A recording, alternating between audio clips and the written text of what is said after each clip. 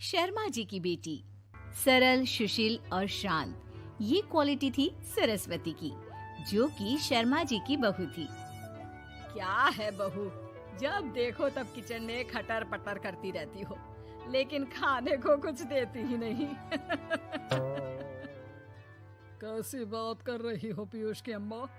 सुबह से 4 कप चाय, 2 बार नाश्ता और इतनी सारी बहू के हाथ की नमकीन तो खा चुकी हो, फिर भी ऐसा बोल रही हो? अरे कुछ तो डरो ऊपर वाले से। तभी वहाँ पीयूष आ जाता है। क्या है सरस्वती, इतनी देर लगती है क्या टिफिन बनाने में? एक काम है घर का तुम्हारे पास, वो भी नहीं कर पाती हो वक्त पर। आपका टिफिन टेबल पर रखा है और नाश्ता भी, बाकी का सामान बेड पर रखा है और अब मैं मंदिर जा रही हूँ। सरस्वती मंदिर चली जाती है। उसके जाने के बाद घर में, यार माँ कैसी गवाह लड़के से शादी करा दिया है। मंदिर, पूजा, किचन और सास ससुर के सिवा इसे कुछ दिखता ही नहीं है कि कैसे खुद को स्मार्ट बनाकर रहना होता है, कैसे लोगों से जुड़ना है, बातें करनी है, ऐश करना है। अरे पैसा बचाओ और कुछ आता ही नहीं इस लड़की को। जो क्वालिटी तू गलत तरीके से बता रहा है ना, दरअसल एक अच्छी गृहिणी की वही सारी अच्छाई होती है बेटा। घर को चलाना, समाज में इज्जत दिलाना और घर वालों का ख्याल रखना, और चाहिए ही क्यों? अरे क्यों नहीं चाहिए कुछ और?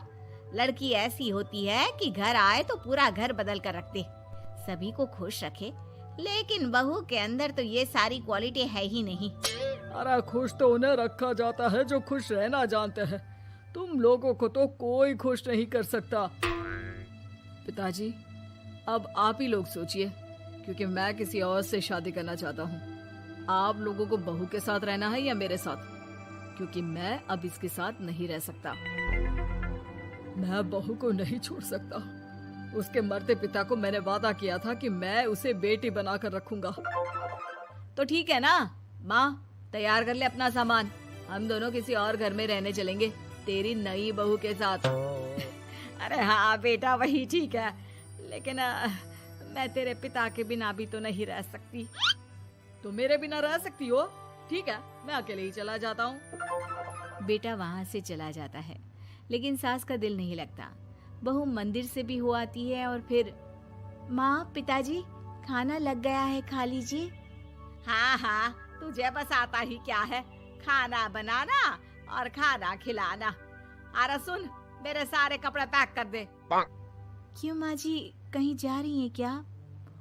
हाँ बेटे, ये अपने बेटे के साथ रहने जा रही है, लेकिन घबरा मत, तेरा पिता तेरे साथ है।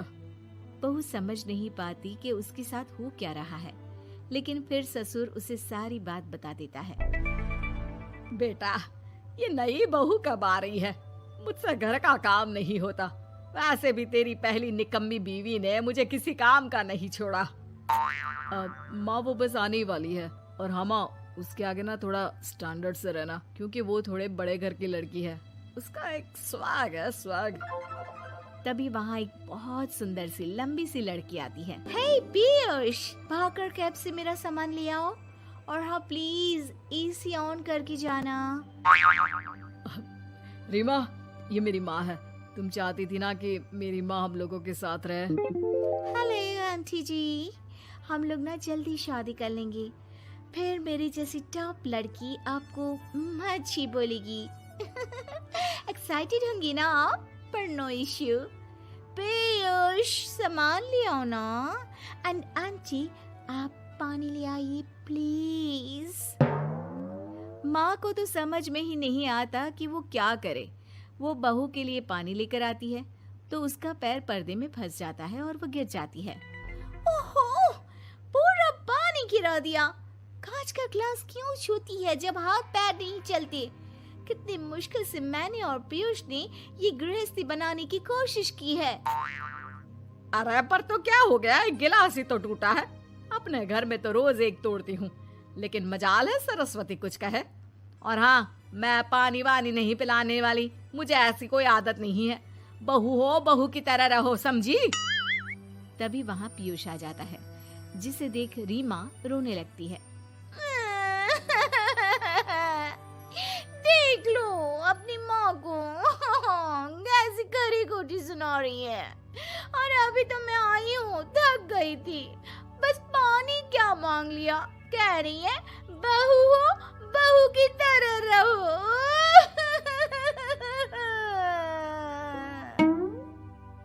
अरे यार माँ, समझा कर लाया था ना कि कैसे रहना है। माँ ऐसा करोगी तो मैं भी नहीं रख पाऊंगा तुमको हमारे साथ। वैसे भी आप ये समझो कि रीमा ने खुद कहा था कि माँ को साथ रखना। अरे हाँ हाँ बेटा, वो सिर्फ इसलिए कि मैं घर का सारा काम करूं, बैठे बैठे इस महारानी को खाना पानी दूं। वैसे भी मैं जा रही हूँ, मुझे तो इस लड़की की शक्ल भी अच्छी नहीं लग रही। मेरी सरस्वती के आगे तो ये कुछ भी नहीं है। निकलो निकलो यहाँ से। मैंने सोचा था बिना पैसे का नौकर मिल जाएगा, लेकिन नहीं। कुछ लोगों को आदत होती है फ्री की रोटी खाने की। निकलो यहाँ से। पीयूष, धक्के मार कर निकालो इस औरत को यहाँ से। अरे ये कैसी बात बोल रही हो रीमा? ये माँ है मेरी, माना थोड़ी जिद्दी है। अरे वाह बेटा वाह, अभी भी तुझे मेरी ही गलती दिख रही है ना? कोई बात नहीं। माँ वापस घर आ जाती है। बहू, मुझे माफ कर दे बेटा, वो तो शैतान का नानी है। माँ, मैं उनके बारे में कोई बात नहीं करना चाहती। ये मेरा मायका है। अब आप लोग मेरे माता पिता, मैं हमेशा यहीं रहकर आप लोगों की सेवा करूंगी। नहीं नहीं बेटा, हम करेंगे तेरी शादी किसी अच्छे लड़के से। अरे कोई जरूरत नहीं है, मैं देख कर आई हूँ जो हालत है ना पीयूष की, वहाँ नहीं टिकने वाला ज्यादा दिन। ना टिके वो उसकी मर्जी, लेकिन मेरी बेटी इतनी गई गुजरी नहीं है जो उसे कभी भी छोड़ो और कभी भी वापस आ जाओ तो वो तुम्हें अपना ले। अब ज्यादा ही हो रहा है आपका। माना मैंने गलत किया बहू के साथ, लेकिन वो उसका पति है। और फिर कहावत है ना, सुबह का भूला शाम को वापस आ जाए तो उसे भूला नहीं कहते। तभी वहाँ पीयूष आ जाता है। माँ, वो भूला आ गया, मुझे माफ कर दो। सरस्वती के जिस गुण को मैं सही नहीं मानता था, दरअसल जीवन को सही तरीके से जीने के लिए वही गुण होने चाहिए।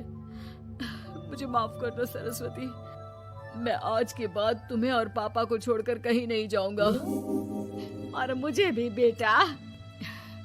बेटा जहन्नुम में भी जाए तो उसके साथ रहने को तैयार हो जाए, वही तो माँ होती है। मुझे माफ कर दो माँ।